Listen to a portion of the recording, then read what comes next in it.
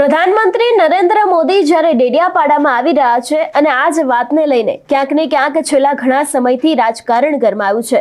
આપણે જોતા આવ્યા છે કે આમ આદમી પાર્ટીના નેતાઓ દ્વારા પણ સરકાર ઉપર આકરા પ્રહાર કરવામાં આવી રહ્યા છે અને ખાસ કરીને હવે ક્યાંક આ સમગ્ર મામલે છોટું વસાવાનું એક મોટું નિવેદન સામે આવ્યું છે।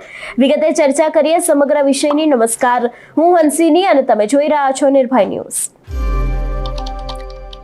એક બાજુ જ્યારે પ્રધાનમંત્રી નરેન્દ્ર મોદીનો ડેડિયાપાડાની અંદર કાર્યક્રમ છે અને એ જ દિવસે ડેડિયાપાડાના ધારાસભ્ય એટલે કે ચૈતર વસાવા છે એ પણ એક કાર્યક્રમ કરવાના છે, પરંતુ ખાસ કરીને હવે આ સમગ્ર મામલે છોટું વસાવાનું એક મોટું નિવેદન સામે આવ્યું છે।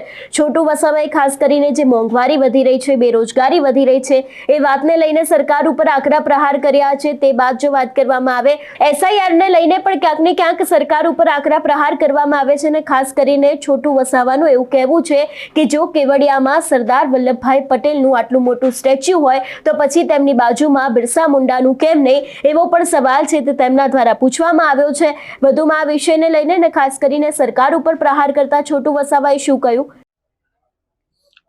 આજે અમારે ચંદેરિયા ખાતર એક મીટિંગ હતી સંગઠનની।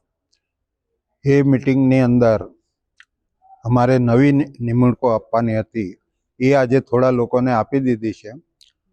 હવે પછી બીજી મીટિંગની અંદર અમે જે લોકો બાકી છે એને અમે એ કરીને એમને પોસ્ટિંગ કરશું, પરંતુ એ વાતનો ડર છે અમને કે આ વિસ્તારમાં જે રીતના આક્રમણ થયું છે એ રીતના અમારી જે જમીનો છે, કોલસો કાઢવાનું, સિલિકા સેન્ડ, આજે 3-4 વર્ષથી ઝઘડિયા તાલુકાની અંદર એટલી બધી ખનીજની ચોરી થાય છે જાણે અહીં કોઈ રહેતા જ નથી અને આ લોકો કોઈ લોકો જ નથી એવું જે માનીને ખનનની જે ચોરી થાય છે એની સામે પણ અમે લડવાના છે।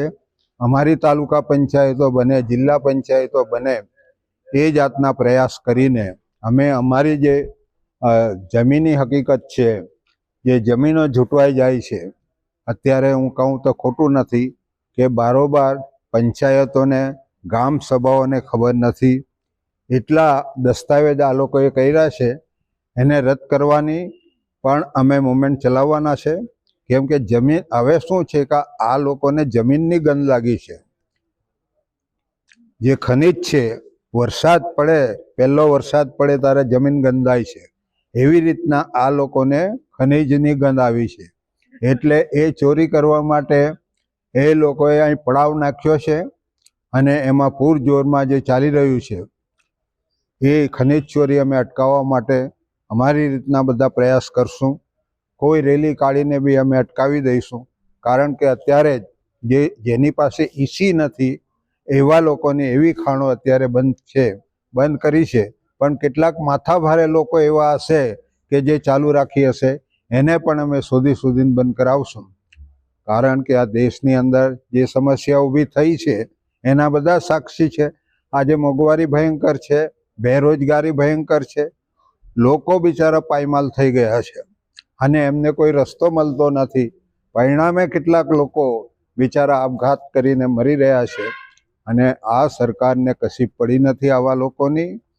અને આ જે SIR જે છે એ તો મતદાર યાદીમાંથી જે મૂળ લોકોના નામ કાઢી નાખવા માટેની આ એક તરકીબ છે। એને આધાર કાર્ડ બી વેલિડ ગણવો જોઈએ, અનાજ જે આપે છે અનાજ કાર્ડ બી એને વેલિડ ગણવો જોઈએ, અને જે પોતાનું એ કાર્ડ છે એ પણ વેલિડ ગણવું જોઈએ। એ આમાંથી કાઢી નાખવાનો મતલબ શું છે કે અહીંના જે મતદારો છે એને સાઇડ કરીને એમાં જે માનનારા લોકો છે એટલા જ મત આપે, એ જાતની જે વ્યવસ્થા ચૂંટણી પંચે જે કરી છે એને હું સખત શબ્દમાં વખોડું છું અને એનો અમે વિરોધ કરવાના છે। કારણ કે આ બધું ચાલે નહીં। બિહારની અંદર પણ 64 લાખ મતદારોને તમે સાઇડ કર્યા છે, જે વર્ષોથી મત આપતા હતા એવા લોકોને તમે બહારના ગણીને જે સાઇડ કર્યા છે એ કોઈ દિવસ ચાલે નહીં, એ ચલાવી લેવામાં આવે એવું નથી। અહીં પણ એવું કરવા માગે છે, પણ એ પણ એની સામે પણ અમે લડત કરવાના છે અને ગામડા જગાડીને કહીશું કે ભાઈ આ લોકોને કહો કે આ માણસ અહીંથી આટલા વર્ષોથી રહે છે, આટલી વખત આટલી ચૂંટણીમાં વોટ આપ્યા છે, અને તમે કેવી રીતના એને દૂર કરી શકો છો? એ જાતનો જે પ્રાવધાન હંમેશા દેશ પર રાજ કરવા માટે ટેવાયેલા લોકો એની આ કારસ્તાન છે, એને હું વખોડું છું. અને આ વસ્તુ કોઈ દિવસ આવા લોકશાહી દેશમાં ચાલશે નહીં. એ તો મેં કહ્યું ને કે જમીન ગંદાય છે એટલા માટે આવી રહ્યા છે. પહેલાં તો એ માનતા જ નહોતા ને. બિરસા દાદા કોણ છે, શું છે? બિરસા દાદા દેશ માટે લડ્યા છે, કંઈ સમાજ માટે નથી, દેશ માટે લડ્યા છે. એમે ભારત રત્ન આપવું જોઈએ, આજ દિન સુધી આપતા નથી એ લોકો. એ આપવું જોઈએ તો અમે માનીએ કે ભાઈ તમે માનો છો અમારા લોકો. અને સ્ટેચ્યુ ઓફ યુનિટીમાં સરદાર સાહેબની આટલી ઊંચી જો સ્ટેચ્યુ મૂકતા હોય તો બિરસા દાદાનું બી સાથે મૂકવું જોઈએ. શા માટે? એ અમારા માલિક છે, અમને રાહબર છે અમારા. શા માટે એમને ભારત રત્ન નહીં આપવું જોઈએ? હું એમને પૂછું છું. એટલે જે રીતે અત્યારે હાલ આદિવાસી રાજકારણ ગરમાયું છે, અત્યારે હાલ જે નેતાઓ છે એ એકબીજા ઉપર મોટા આક્ષેપો મૂકી રહ્યા છે, એટલે ખાસ કરીને હવે 15 તારીખે પણ જોવાનું થશે, કારણ કે ચૈતર વસાવાનો પણ કાર્યક્રમ છે, એ જ દિવસે વડાપ્રધાન નરેન્દ્ર મોદીનો પણ કાર્યક્રમ છે, એટલે ખાસ કરીને કોઈક મોટી નવાજૂની થઈ શકે છે એવી શક્યતાઓ લાગી રહી છે. જોકે હવે જોવાનું રહેશે કે આદિવાસી રાજકારણની અંદર કયો વળાંક આવે છે. તમારું શું માનવું છે આ વિષયને લઈને? અમને કમેન્ટ કરીને ચોક્કસ જણાવજો. તેની સાથે અમારી ચેનલ નિર્ભય ન્યૂઝને લાઇક, શેર અને સબસ્ક્રાઇબ કરવાનું ભૂલશો નહીં. નમસ્કાર.